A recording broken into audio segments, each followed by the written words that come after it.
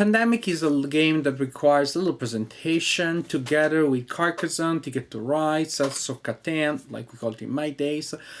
Pandemic is one of those gateway games that have contributed to the current renaissance of board gaming, that one of those games that have drawn in new players and got them excited about board gaming and showed them board gaming is much better than Operation, Monopoly, and other mass market games of that type. Also, among the games that I mentioned, Ticket to Ride, Carcassonne, etc., Pandemic is by far my favorite one. So I could not have been more excited when I heard that at Gen Con 2016 they were releasing a variant of Pandemic called Pandemic Reign of Cthulhu. I like Pandemic, I like Lovecraft and Cthulhian themes, so my excitement was gargantuan in scope.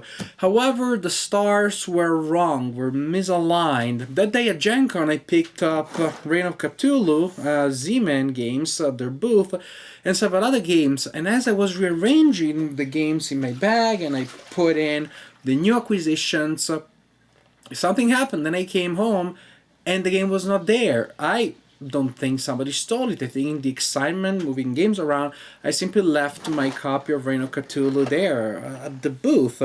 So I had to buy another copy. So I ordered another one. I pre-ordered it because it wasn't available anywhere but at Gen Con.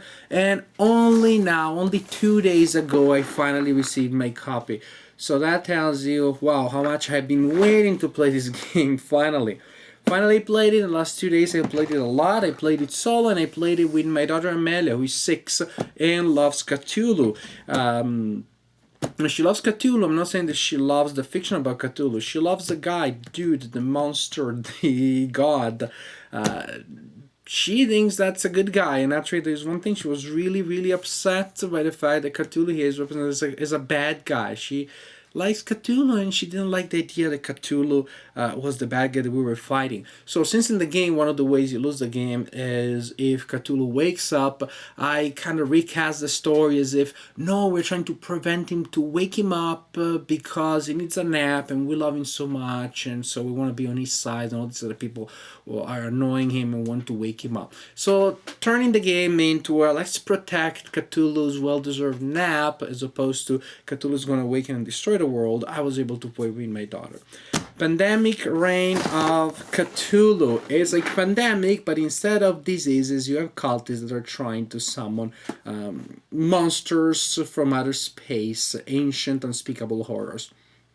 What can go wrong? I mean, can it get any better? I don't know, but let's see what happens with the game in this box. Anyone who has played Pandemic will recognize the general look of the map, although this map does look quite different in many ways. It represents 4 cities or towns. It has fewer locations that you have in Pandemic, and also many connections, so just from one place to another. You do not have as much mobility when you're traveling from one town to another as you have in Pandemic, where you have a lot more of like a net. Here there are a lot of one-way connections. Now, there you have an area where you place the cards of the ancients that will awaken during the game. The last one is Cthulhu. If Cthulhu wakes up, you lose the game. That is one of the ways in which players may lose the game.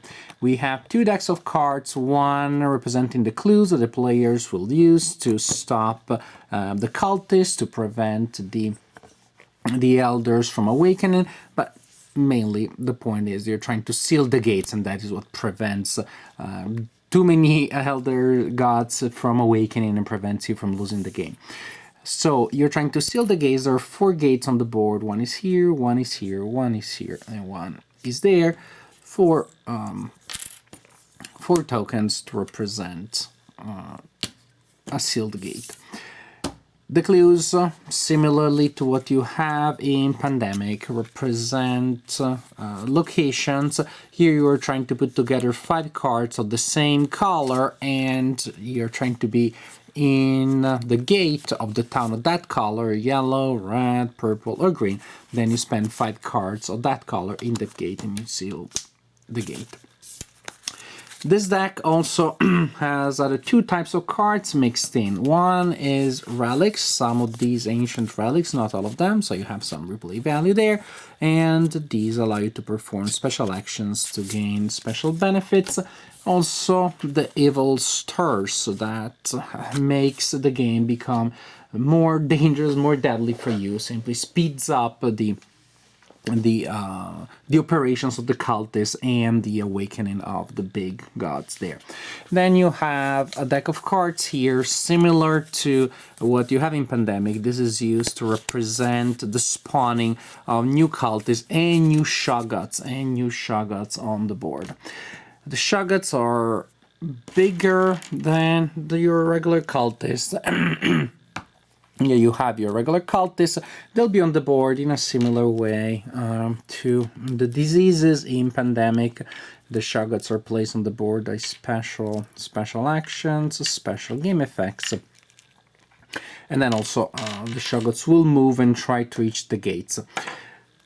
Very similar concepts to what we have in Pandemic. Now, each player has an investigator with unique abilities printed there, a miniature that represents the location of that investigator on the board. All investigators start from there. And also, the card tells the number of actions that you have, which usually is 4, but with the exception of the doctor that gets 5. However, players also have a number of sanity points represented by tokens that you will place by your character card at the beginning of the game. Various game effects will reduce your sanity. If you lose all of your sanity, you go insane, and you flip the card of your detective to the insane side. Then you simply suffer the negative consequences printed there. Sometimes it's a mixed blessing. Some of these consequences may even have some silver line to them. The negative thing is that being insane always reduces the number of actions that you have. When you're insane, to become sane, you need to seal a gate. If you seal a gate when you're insane, then you recover your sanity. You flip your card back to the initial state. Now, turns work in a similar way to what you have in Pandemic. You have 4 actions, 5 for the doctor, and you can spend an action to move to a connected location. That is an action. You can move from a gate to another gate, teleporting there. But that is a little bit of a disturbing experience, so you may suffer psychological damage. When you move from a gate to another gate, you roll a die. You roll the insanity die. This means that you lose a sanity, this means that you lose 2 sanity points, and this means that 2 cultists are added to the location in which you presently are. Various game effects will force you to roll the sanity die. For example, entering an area that has a shoggoth also has that effect. More about movement. If you are in a train station, indicated by that icon, that's at a train station, there is one in each town, you can discard a card of the color of the town in which you are, and then you can travel anywhere on the board for the cost of 1 of your 4 actions. Otherwise, if you're in a train station and you discard a card of another town, the color of another town, you can travel to any location in that town. Yellow, red, depending on the card that you discard. Again, similarly to what happens in Pandemic, it's a faster way of traveling, but it costs cards. You can spend an action to give a card to a character in your same location, or take a card from that character, from the player, of course, that controls that character, but the card has to be of the same color of the town in which you are. Again, similar to Pandemic, you can spend an action to discard the 5 cards of the color of the town in which you are when you are on a gate to seal that gate. And of course, you can spend an action to remove a cultist. The hunter can clean up a location of all cultists with a single action. This is my daughter Amelia favorite character. Defeating a Shoggoth costs 3 actions, so that's pretty tough. And remember, also you have to roll the die, the sanity die, when you enter that location. However, if you defeat a Shoggoth, then you immediately draw a relic card, so there's an advantage in taking down those big bad guys.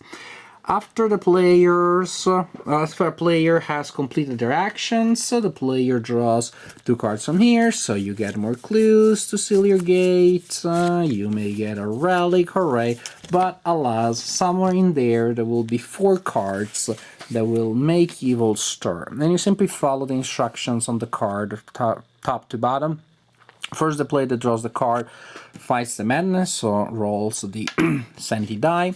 Then you reveal one of the old ones. This is one of the game effects that will force you to reveal one of the old ones. Each old one comes with nice art and with a negative effect. That may be a one-time thing, it may be a permanent thing.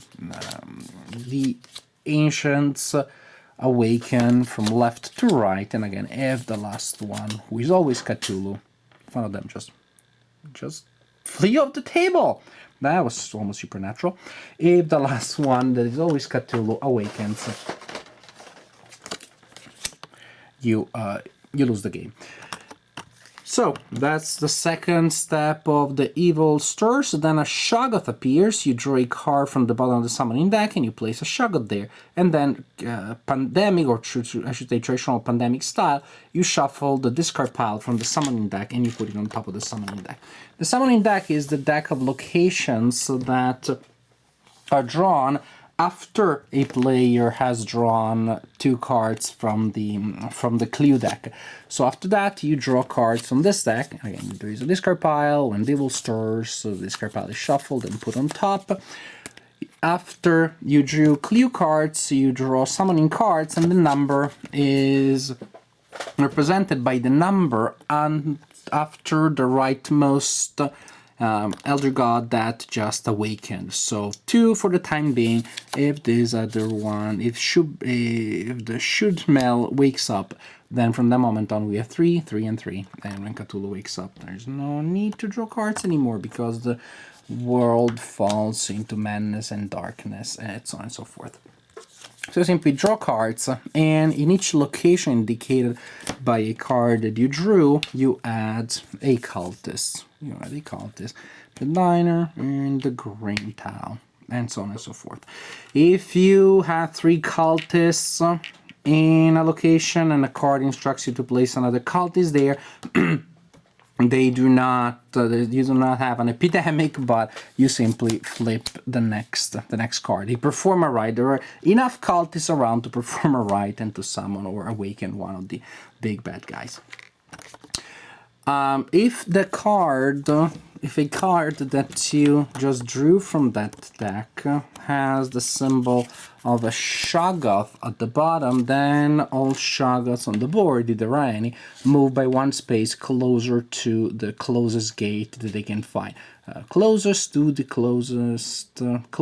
closest open gate. When they reach a gate, they are removed from the board, hooray, well, kinda, sorta, because the price to pay for that is that another of these guys wakes up. Also, if you ever have to place a Shoggoth on the board and you can't because you run out of them, your entire supply of Shoggoths, which is 3, is on the board, you lose the game. If you're supposed to place a cultist on the board and you do not have any left in your supply, you also lose the game. So there are several ways, as in traditional pandemic, to lose the game. Also, if all players are insane at the same time, then the players also lose the game. Once this is done, once you have added new cultists, resolve possible awakenings, resolve possible movement of Shoggoths, it's the end of the turn. The next player goes and repeats the same procedure. 4 actions, drawing clue cards, possibly resolving an evil stirs card, drawing new summoning cards, and repeating like this until either the players seal all 4 gates or they meet one of the many losing conditions, one of the many ways that the players have to lose the game. I like Pandemic Reign of Cthulhu, and I'll say it right away. I like it even better than the original Pandemic. I do. I like the fact that the board is so much tighter. You don't spend many actions going from point A to point B. Bogota. I hate Bogota in Pandemic, in regular Pandemic. There are just several turns in which you simply move 4 locations and that's it. Here's much rarer. Of course, in Pandemic, you can build research stations and travel from place to place. If you have a dispatcher, things get easier. But there's just a lot of effort that is put onto traveling, and sometimes it feels like effort that is put on a somewhat trivial element. Yeah, you have fewer locations, but then you also have a lot of stuff to do. You have actions that are very expensive, such as taking care of the Shoggoth. You have a very fast pace, a very fast way in which the game throws bad stuff at you.